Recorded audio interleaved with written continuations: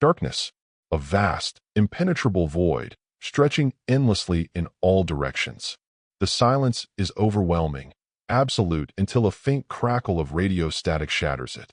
Then breathing. Ragged. Uneven. The kind of breath drawn by someone who has seen too much. A voice, low and strained, breaks the silence. Commander Jack Mitchell, VO. Project Seline. A name that still haunts me. The mission was never about exploration. It was about uncovering something they never wanted the world to know. The static intensifies, distorting the voice for a moment, as if the words themselves are being warped by something unseen. We were sent to the moon to find the truth, but we found something else. A brief pause. A breath, sharp and unsteady. Something that was never meant to be disturbed. A sudden, violent shift. The black void erupts into a blinding explosion of light and fire, the roaring thunder of ignition engines tearing through the silence as a massive spacecraft launches from Earth. The scene is chaotic, raw energy pulsing through the air as the Orion 7 shudders under the sheer force of its ascent.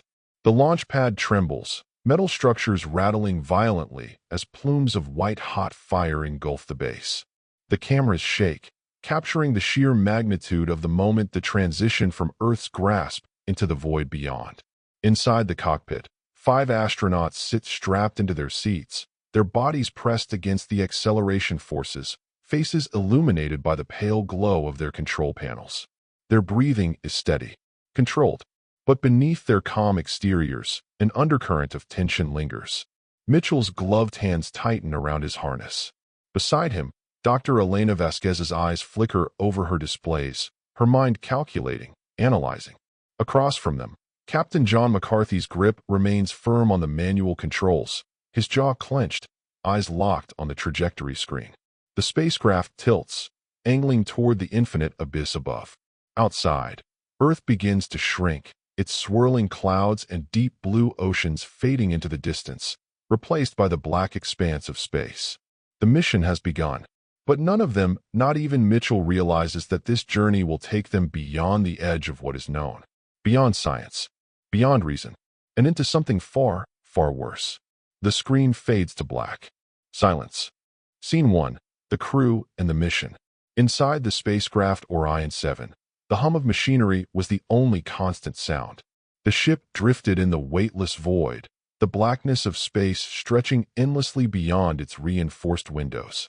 The 5-member crew floated through the cabin, each focused on their own preparations, their faces illuminated by the dim glow of control panels.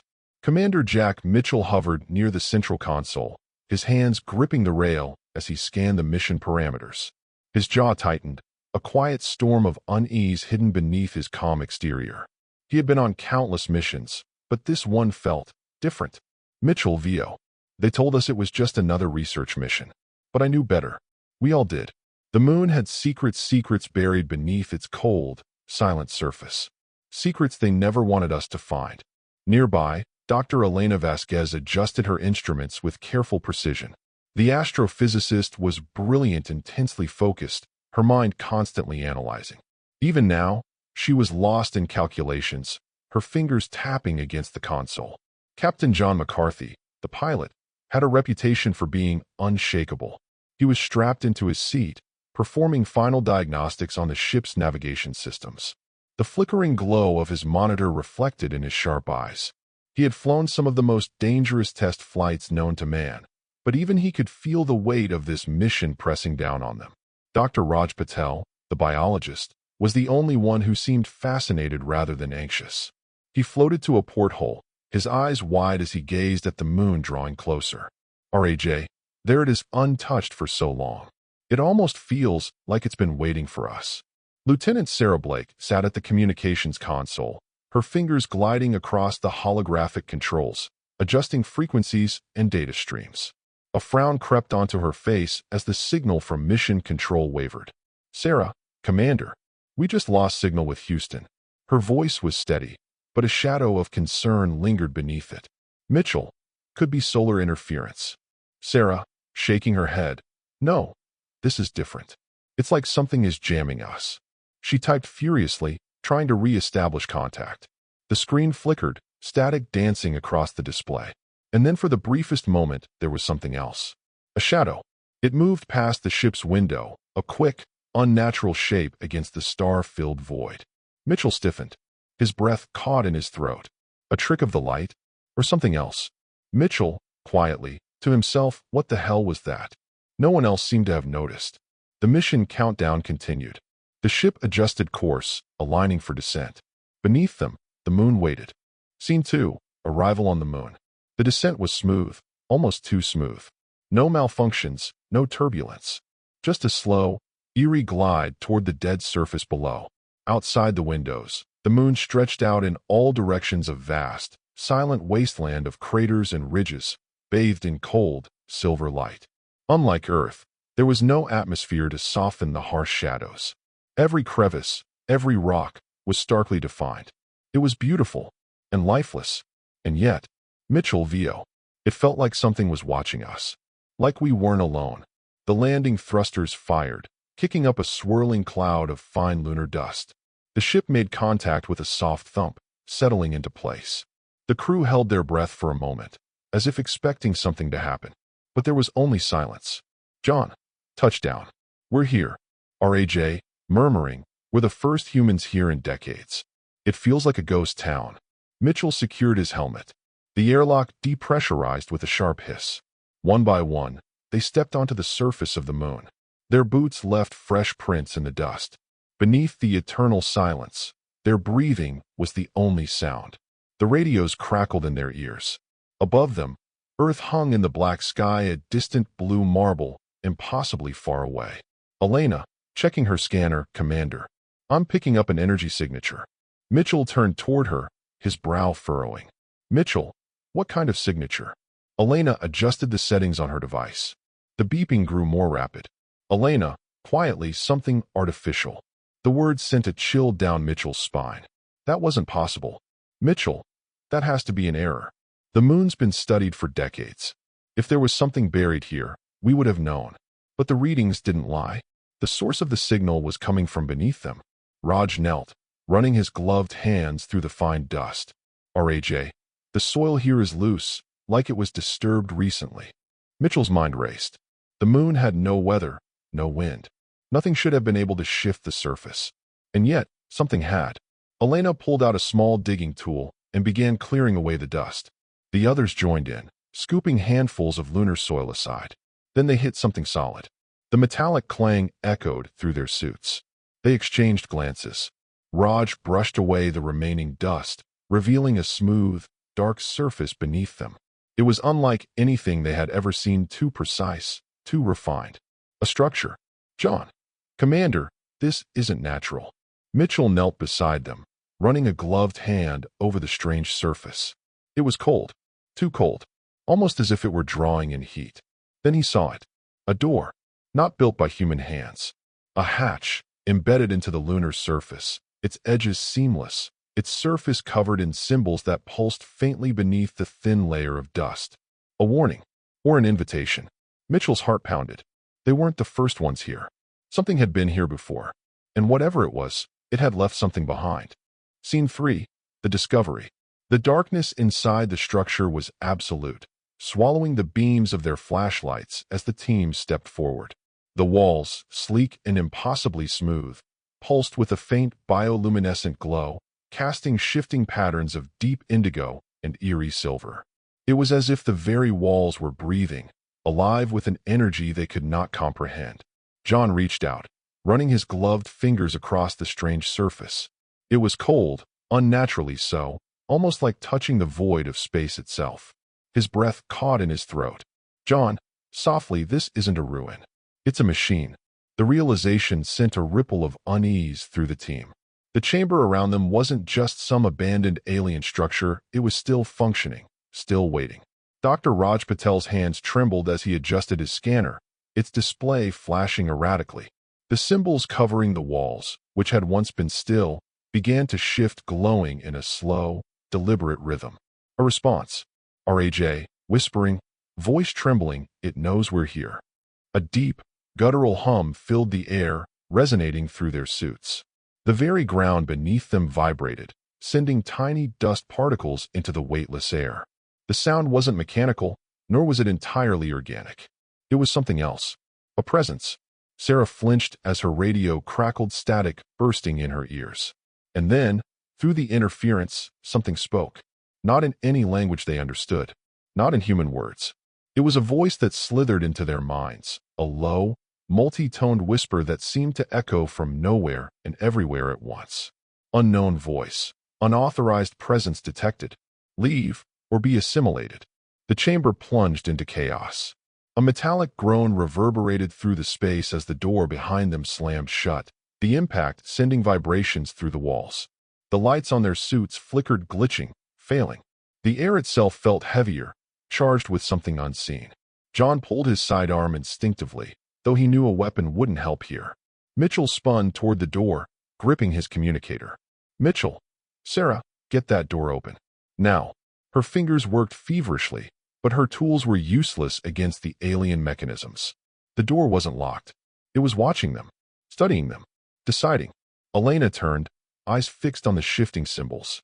Elena, it's not just reacting to us, it's thinking. Then the chamber shuddered violently. The deep hum that had been building in the walls erupted into a resonant, deafening pulse. The floor beneath them fractured, glowing cracks of luminous silver spreading like veins across the structure. Something was waking up. Scene 4. The entity awakens. A pulse of searing white energy exploded through the chamber.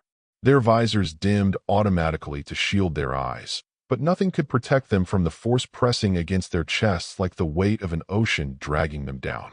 The temperature plummeted, the air around them freezing with a sharp, unnatural chill. Their breath crystallized inside their helmets. Then, from the deepest shadows of the chamber, it appeared. A formless being, neither solid nor liquid, shifting between states like flowing mercury infused with lightning. It towered above them, its core an impossible maelstrom of pulsating energy. It had no eyes, yet they felt its gaze pierce them. It had no mouth, yet its voice echoed within their minds. Mitchell, a whisper, barely able to breathe, "What is that?" The answer came not in words, but in visions.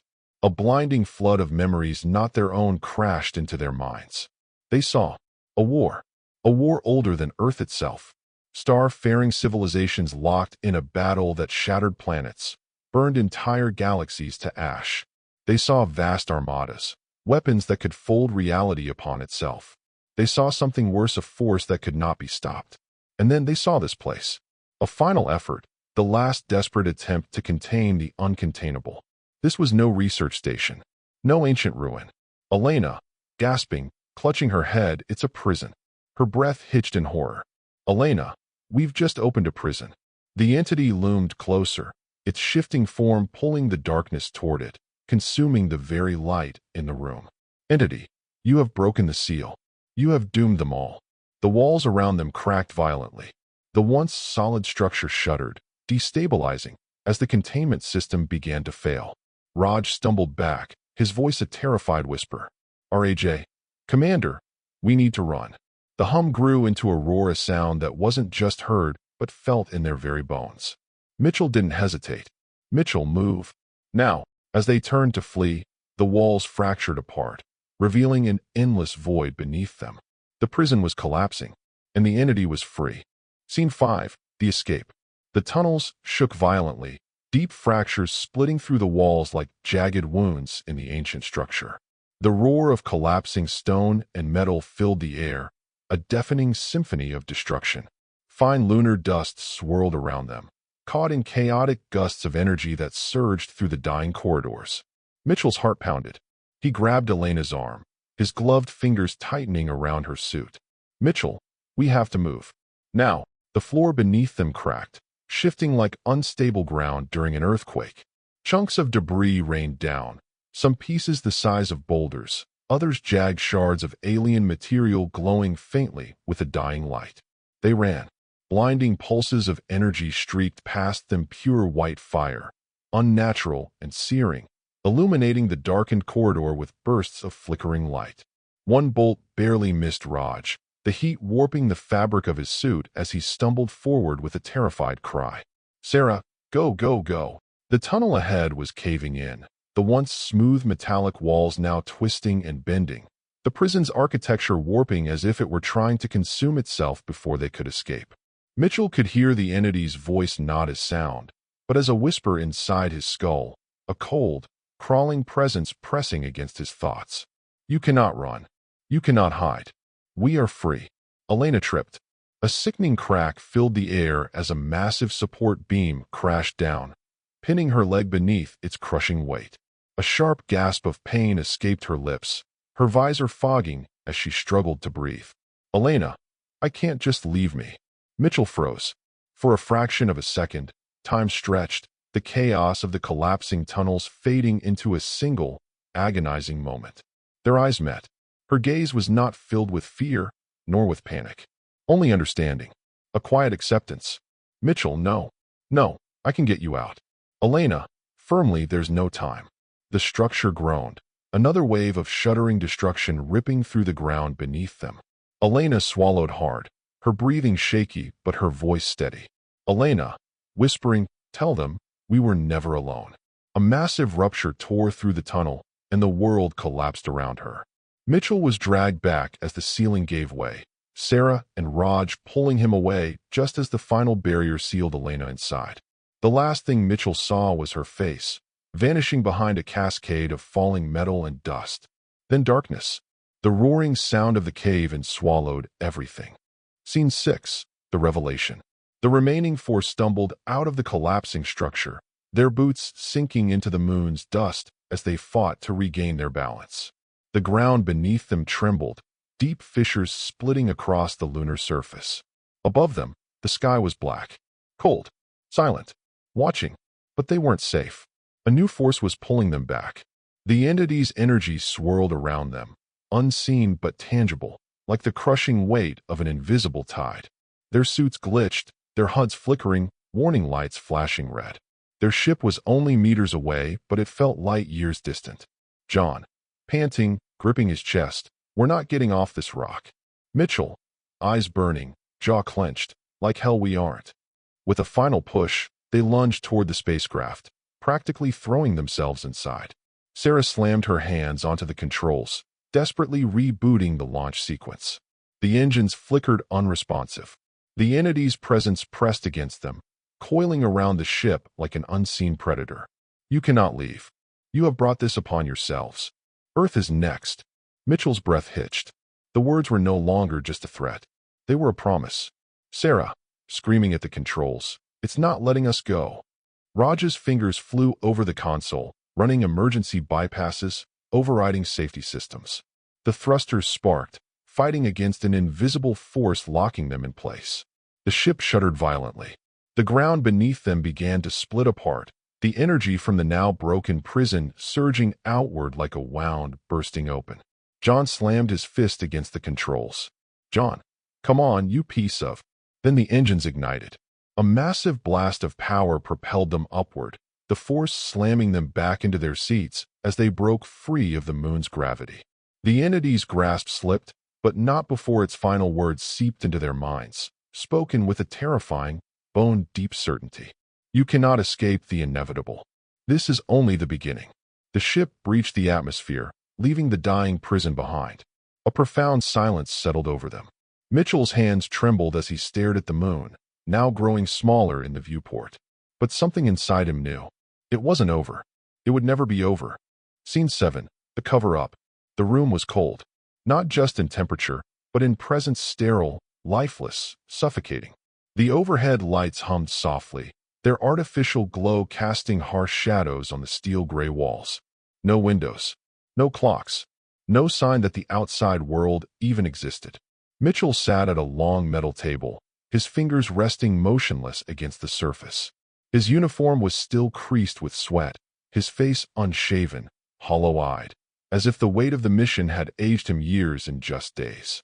Across from him sat a government official, clad in a black suit that seemed to absorb light rather than reflect it. The man's face was unreadable, his gaze sharp, predatory. The air between them was thick with something unsaid and unspoken understanding of what had been found and what had to be buried. The official leaned forward slightly, fingers laced together. His voice was calm, too calm. Official, this mission never happened. Mitchell exhaled sharply, shaking his head.